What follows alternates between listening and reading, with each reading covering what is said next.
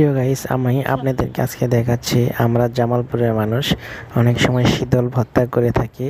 আর আমরা এই শীতলটা মাছ দিয়ে বানিয়ে থাকি। আর আজকে সেই শীতল ভর্তা আপনাদের সাথে শেয়ার করতেছি। আপনারা পুরো ভিডিওটা দেখবেন, দেখলে তাহলে বুঝতে পারবেন যে এই শীতল ভর্তা কিভাবে বানাই।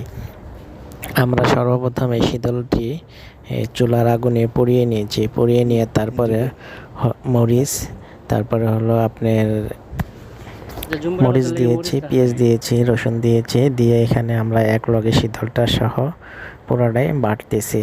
আর বাটার কারণে এক সময় এগুলা নিমিষ হয়ে যাবে, আর নিমিষ হয়ে গেলে আমাদের শীতলটি পুরোপুরি খাওয়ার জন্য প্রস্তুত হয়ে যাবে। তো এই শীতলটি আমরা বানাই গুঁড়া মাছ দিয়ে, তারপরে হলো গিয়ে কচুর গাছ দিয়ে।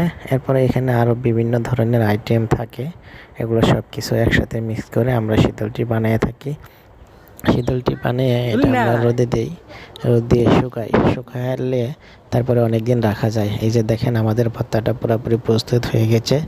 এখন শুধু আমরা আমাদের খাওয়ার জন্য বাকি আছে। আমরা বাড়িতে তুলে নিলাম ভর্তাটি। এখন কিছুক্ষণ পরে এই যে আমরা এখন ভাত দিয়ে খাচ্ছি। ও সেই স্বাদ, এত স্বাদ কেন যে শীতল ভর্তা না খাইলে কেউ বুঝতে পারবেন না। এই যে আমি আবারও নিয়ে নিতেছি শীতল ভর্তা, খুব মজা।